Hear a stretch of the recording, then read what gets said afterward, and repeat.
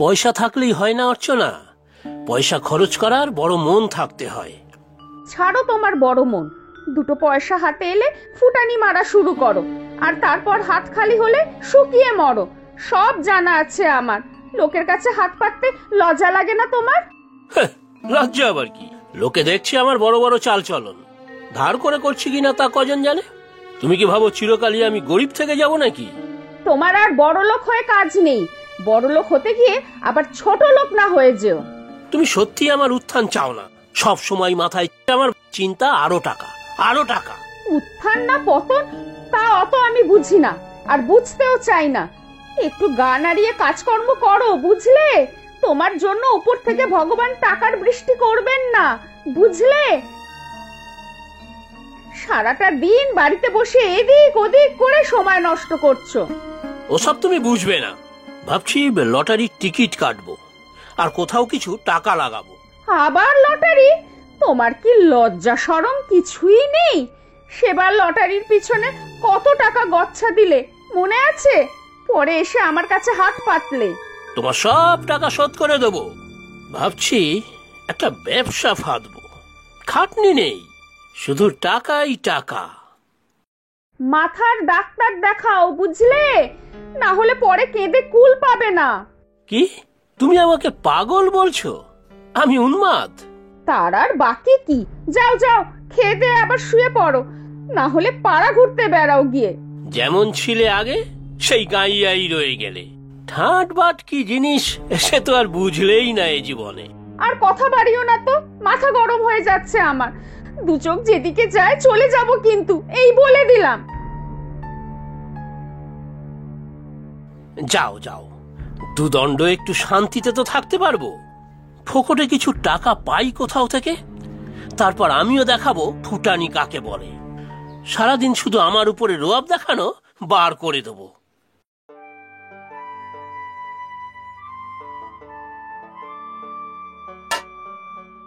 কি রে অর্চনা, কি হয়েছে? নতুন করে আর কি হবে? তুই তো জানিসই সব। আর ভালো লাগে না রে। রাত দিন পরিশ্রম করে রোজগার করছি, আর সে দিবা স্বপ্ন দেখে সময় কাটাচ্ছে। তার উপর আবার গা জ্বালানো মুখের বুলি। বুঝেছি, আবার বিবেকদার সাথে ঝগড়া করেছিস তো? বিবেক না ছাই, বিবেকহীন মানুষ একটা, নাম আবার বিবেক। ঘরে চল, চা করি, দুজনে চা খেতে খেতে গল্প করি। না রে, গল্প করার সময় নেই। আচারগুলো ডেলিভারি দিতে যেতে হবে। কেমন চলছে রে তোর আচারের ব্যবসা? তা চলছে একরকম, কিন্তু ওর যদি একটু সাহায্য পেতাম তবে ব্যবসাটা আরো বড় করা যেত। কেন, বিবেক তো তোকে সাহায্য করে না?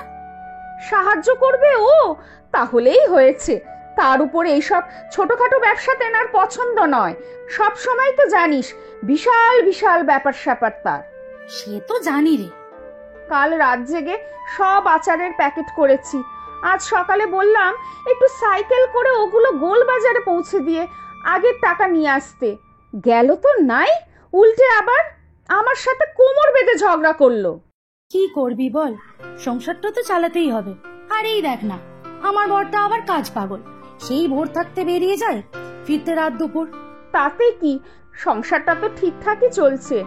তা ঠিক, টাকা পয়সার দিক থেকে টানাটানি নেই, তবে দুজনে যে দুদণ্ড কথা বলবো তার উপায় নেই। এখন আবার কাজের জায়গা ম্যানেজার হয়েছে। কাজের চাপ তো ছিলই, তবে দায়িত্ব আরো বেড়েছে। ইস, আমার বরটাও যদি একটু কাজের হতো। বেশি টাকা পয়সার আমার দরকার নেই, শুধু ভালোভাবে একটু সংসারটা যদি চালাতে পারতাম তাহলেই হতো। সত্যি চা খাবি না এখন? না, যাই, কাজটা করে নেই। মন খারাপ হলে তোর এখানে এসে তোর কাছে সব বলতে পেরে মনের ভার হালকা হয়। পরে এসে চা খাবো কিন্তু।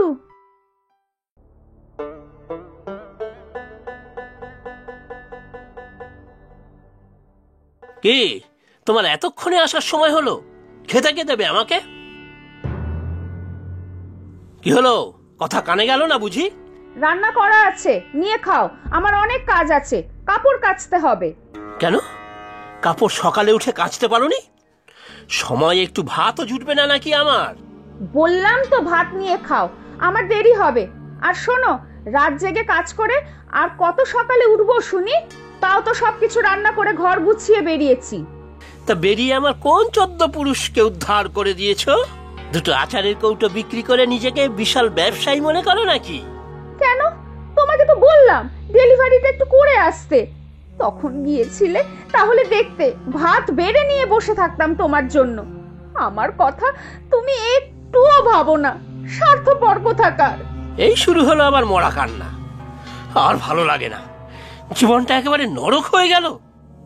আচ্ছা তাই নাকি? এই রইলো তোমার সংসার, আমি বেরিয়ে যাচ্ছি, থাকো তোমার স্বর্গে।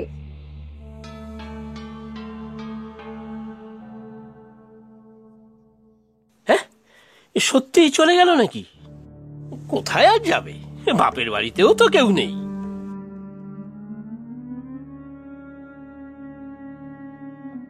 যাব বাবা, সেই কতক্ষণ হয়ে গেল অর্চনা ফিরল না তো। খিদেতে তো পেট জ্বলছে। উফ, কি যে করি। না, নিজের হাতেই খাবার নিতে হবে দেখছি। দেখি কি কি আছে। এই তো ভাত, ডাল, মাছের ঝোল, ব্যাস একটু নুন হলেই হবে। নুন আবার কোথায় রাখে কে জানে। কোনো মানে হয় নিজের হাতে ভাত নিয়ে খেতে হচ্ছে?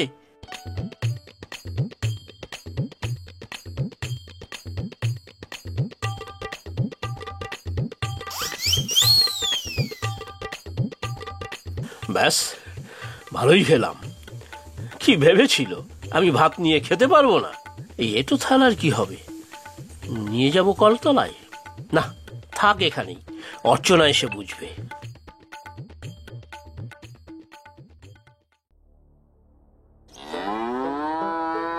উফ, লক্ষ্মী আবার ডাকছে কেন? ভালো লাগে না, শান্তিতে একটু ঘুমানো যাবে না। ভাত ঘুম না হলে আমার শরীর আইঢাই করে।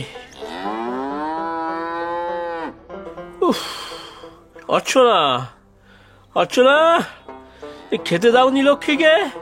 এই যা, অর্চনা এখনো ফেরেনি নাকি? অর্চনা, বাবারে বাবা, আর পারি না, সর্বনাশ। অর্চনা না ফিরলে আমাকেই তো এখন লক্ষ্মীকে খাওয়াতে হবে, না হলে ডেকে ডেকে পাড়া মাথায় করবে। ধুচ্ছে, তোর গলা তো খুব বেড়েছে লক্ষ্মী, মাথা খারাপ করিস না তো। এই যা, সন্ধে হয়ে আসছে তো, অর্চনা তো এখনো এলো না, গেল কোথায়? উফ, বাবারে বাবা, কি মশা! ও তো এই সময় নারকেলের ছোবা জ্বালিয়ে ধুঁয়ো দিত। উফ, নারকেলের ছোবা কোথায় আছে কে জানে। না, লাইটটা জ্বালি।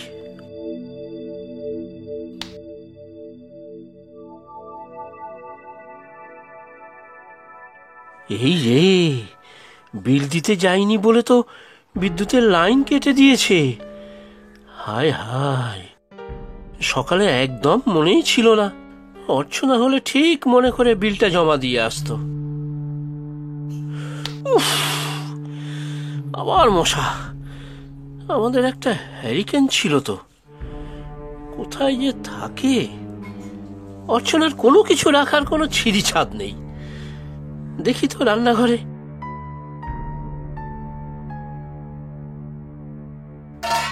ওরে মা, উফ, এখানে আবার কি রেখেছে? এই যা, এ তো মনে হচ্ছে আমারই এটো থালাবাটি, তখন থেকে পড়ে আছে। কিন্তু হ্যারিকেন কোথায়? ও, এই তো।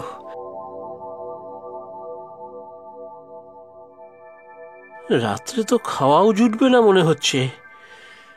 সত্যি, এখন তো মনে হচ্ছে অর্চনা দিনরাত কত কাজ করে।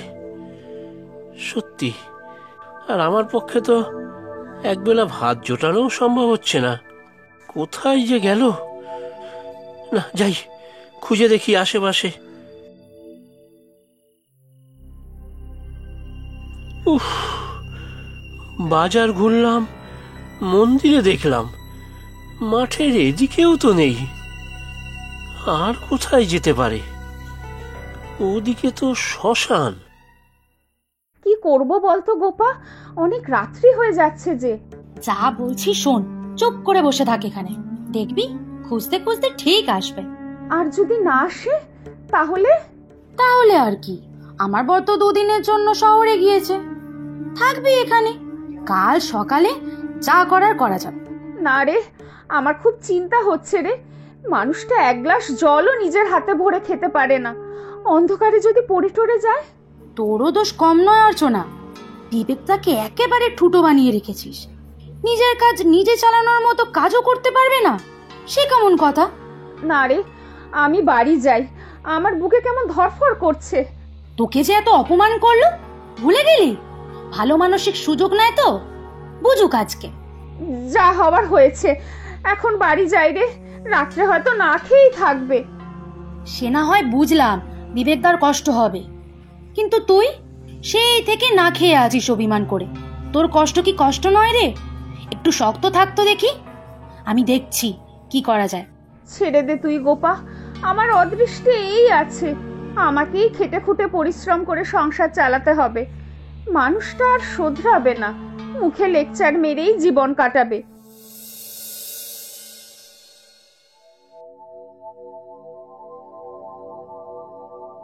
নিমাই, ও নিমাই, গোপা বাড়িতে আছে? ওই তো এসেছে, আমি যাই রে। না না, তুই এখানে চুপ করে বসে থাকবি, আমি দেখছি। শোন না গোপা, কিছু বলিস না ওকে, আমি চলে যাচ্ছি। যা বলছি শোন, তুই এ ঘরেই থাক, লক্ষ্মীটি, বাইরে আসবি না কিন্তু। আছো তোমরা বাড়িতে? নিমাই? ও বিবেকদা, আপনি? হ্যাঁ আমি। অর্চনা এসেছে তোমাদের বাড়িতে? কেন, কি হয়েছে? খুঁজে পাচ্ছি না তো ওকে।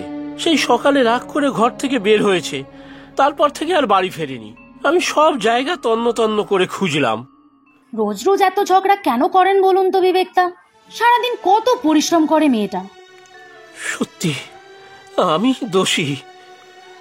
ওর মূল্য আমি এতদিন বুঝতে পারিনি। আজ সারা দিন যখন ও নেই, তখন বুঝলাম ওকে ছাড়া আমি এক পাও চলতে পারবো না। আমি অচল আমার অর্চনাকে ছাড়া। তাহলে আজ আপনি বুঝতে পেরেছেন মনে হচ্ছে। বুঝেছি বুঝেছি, হারে হারে বুঝেছি। ও কোথায় কি জানি। ভগবান করুন ও যেন ফিরে আসে, আমি ওকে মাথায় তুলে রাখবো। সে নিশ্চয়ই ফিরে আসবে, কিন্তু দুদিন পরে তো যে কে সেই। মেয়েটা সারাদিন খেটে মরবে, আর আপনি ছেঁড়া কাঁথায় শুয়ে লাখ টাকার স্বপ্ন দেখবেন। সত্যি মেয়েটা বড় অভাগা। না গো, দেখো তোমরা, আমি আজকে সত্যিই পাল্টে গিয়েছি। ঘরে বাইরের সব কাজ করব আমি। ওকে আমি কুড়াটিও নাড়তে দেব না। শুধু ফিরে আসুক, আমার অর্চনা ফিরে আসুক। ঠিক আছে, এরকম হলে তো অর্চনাকে এবার ফিরিয়েই দেওয়া যায়। তবে হ্যাঁ, মনে যেন থাকে, সংসারের সব দায়িত্ব নিতে হবে আপনাকে। নেব নেব, সব দায়িত্ব নেব, শুধু ওকে ফিরিয়ে দাও। না গো, তোমার সব দায়িত্বও নিতে হবে না। আমিও শুয়ে বসে কাটাতে চাই না পরজীবীর মতো। শুধু আমাকে একটু উৎসাহ দিও, একটু ভালো ব্যবহার করো, আর ইচ্ছে হলে আমাকে একটু সাহায্য করো। ও অর্চনা, তুমি এইখানে? কি অবস্থা হয়েছিল আমার সেটা তুমি বুঝতে পারছো? আমাকে তুমি ক্ষমা করে দাও, আর কখনো তোমার সাথে খারাপ ব্যবহার করব না। তোমার সব কাজে সব রকম সাহায্য করব। ঠিক আছে, এবারে বিবেকদা ঘরে চলুন, আমি ভাত বাড়ছি। বেচারি সকাল থেকে না খেয়ে আছে। না না, আমার খিদে পায়নি, আগে ওকে খাওয়ার দে রে গোপা। হুম, চল চল, আমরা সবাই একসাথেই খাবো, কি বলেন বিবেকদা? আজ আমি সত্যিই খুব খুশি। তোমাকেও যে কি বলে ধন্যবাদ দেব তা জানি না। হ্যাঁ রে গোপা, আজ তুই ছিলি বলেই সব সম্ভব হলো। ও বাবা, তুই আবার ধন্যবাদ টন্যবাদ বলিস না যেন। তার থেকে একদিন জমিয়ে রান্না কর, আমরা দুজনে গিয়ে কবজি ডুবিয়ে খেয়ে আসবো। তবে আমার জন্য নয়, তোর অভাবেই বিবেকদার বিবেক আজ জাগ্রত হয়েছে।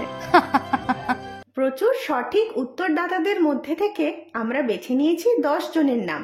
গল্পের নাম কিপ্টে বুড়ির মহাভোজ। নামগুলি হলো আর ইমরান, জামালপুর, বাংলাদেশ থেকে; সঞ্চারী নস্কর, কলকাতা, পশ্চিমবঙ্গ থেকে; অলকা, মহারাষ্ট্র থেকে; রেখামণি, চট্টগ্রাম, বাংলাদেশ থেকে; শোভা, যশোর, বাংলাদেশ থেকে; জিৎ সাউ, রানীগঞ্জ, পশ্চিম বর্ধমান, পশ্চিমবঙ্গ থেকে; আনিস রহমান, নাটোর, বাংলাদেশ থেকে; অঙ্কিতা দাস, হাবড়া, উত্তর 24 পরগনা, পশ্চিমবঙ্গ থেকে; শ্রেয়া ব্যানার্জি, খিদিরপুর, কলকাতা, পশ্চিমবঙ্গ থেকে; শুভাঙ্গী কুইলা, নন্দকুমার, পূর্ব মেদিনীপুর, পশ্চিমবঙ্গ থেকে। আজকের প্রশ্ন, বিবেকদের গরুর নাম কি ছিল?